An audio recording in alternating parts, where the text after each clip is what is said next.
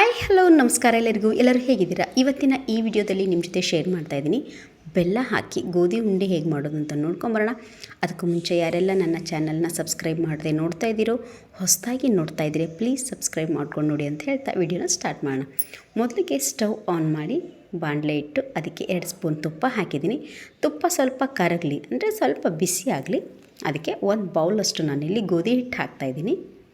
ನೀವು ತುಪ್ಪ ಹಾಕದೆ ಸಹ ಹುರ್ಕೋಬೋದು, ಬಟ್ ಅದು ಸ್ವಲ್ಪ ಬಾಯಲ್ಲಿ ಹುಡಿ ಹಾಗೆ ಬರುತ್ತೆ ಹಿಟ್ಟಿಟ್ಟು. ಹಾಗಾಗಿ ತುಪ್ಪ ಹಾಕಿ ಹುರಿದ್ರೆ ತುಂಬ ಚೆನ್ನಾಗಿರುತ್ತೆ, ಒಳ್ಳೆ ಘಮ ಬರಬೇಕು. ಅದರ ಜೊತೆ ಇದರ ಕಲರ್ ಕೂಡ ಹಿಟ್ಟಿನ ಕಲರ್ ಚೇಂಜ್ ಆಗಬೇಕು, ಅಲ್ಲಿವರೆಗೂ ನೋಡಿ ಹುರ್ಕೋಬೇಕು. ಸ್ವಲ್ಪ ಒಂದು 3 ನಿಮಿಷ ಆಗಿದೆ, ಇವಾಗ ಈ ಕಲರ್ಗೆ ಬಂದಿದೆ. ಇನ್ನು ಒಂದು 3 ನಿಮಿಷ ಚೆನ್ನಾಗಿ ಹುರ್ಕೊಳ್ಳೋಣ. ನೋಡಿ ಈಗ ಒಳ್ಳೆ ಕಲರ್ ಬಂದಿದೆ, ಒಳ್ಳೆ ಘಮ್ಮ ಅಂತ ಇದೆ. ಇವಾಗ ಇದನ್ನ ತೆಗೆದುಕೊಂಡ್ಬಿಡೋಣ. ಚೆನ್ನಾಗಿ ಹುರ್ಕೊಂಡಿದ್ದೀವಿ. ಇವಾಗ ಸ್ಟವ್ ಆಫ್ ಮಾಡ್ತಾಯಿದ್ದೀನಿ. ಇವಾಗ ಇದನ್ನು ಒಂದು ಪಾತ್ರೆಗೆ ತೆಗೆದುಬಿಡೋಣ.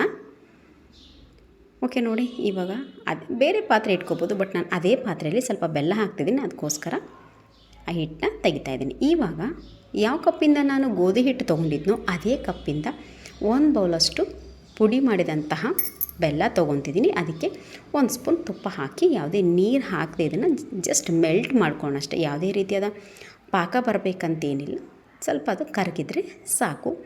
ಒಂದು 2 ನಿಮಿಷ ಆದ ತಕ್ಷಣ ಇದು ಕರಗುತ್ತೆ. ಯಾಕಂದರೆ ತುರಿದು ಹಾಕೋಬೋದಿಲ್ಲ, ಚೆನ್ನಾಗಿ ಕುಟ್ಟಿ ಹಾಕೋದ್ರಿಂದ ಬೇಗ ಮೆಲ್ಟ್ ಆಗುತ್ತೆ, ಇದು ಕರಗುತ್ತೆ.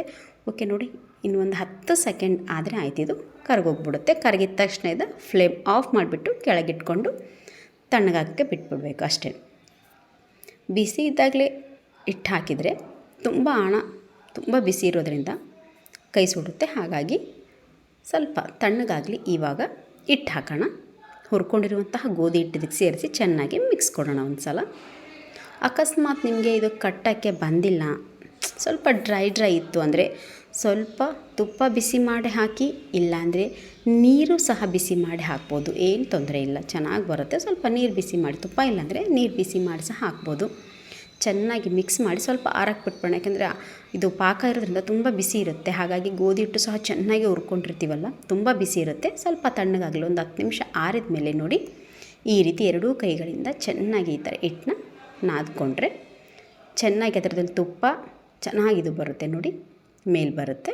ಇವಾಗ ನೋಡಿ ಉಂಡೆ ಕಟ್ಟೋಣ.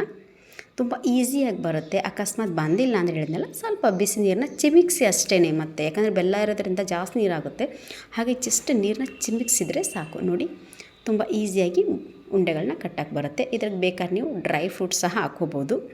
ನೋಡಿ 2 ಕೈಗಳಿಂದ ಆರಾಮಾಗಿ ಉಂಡೆನ ಕಟ್ಬೋದು. ಸ್ವಲ್ಪ ಲೇಟಾಗಿ ಕಟ್ಟಿದರೂ ನಡೆಯುತ್ತೆ, ಹಿಂದೆ ಬಿಸಿ ಇರಬೇಕಾದ್ರೆ ಕಟ್ಟಬೇಕಂತೇನಿಲ್ಲ. 15 ನಿಮಿಷ ಅರ್ಧ ತಾಸು ನಿಮ್ಗೆ ಟೈಮ್ ಇದ್ದಾಗ ಕಟ್ಟಿದ್ರು ಸರಿ ಹೋಗುತ್ತೆ. ಇವಾಗ ಸ್ವಲ್ಪ ನಾನಿಲ್ಲಿ ದ್ರಾಕ್ಷಿ ಹಾಕ್ತಾಯಿದ್ದೀನಿ.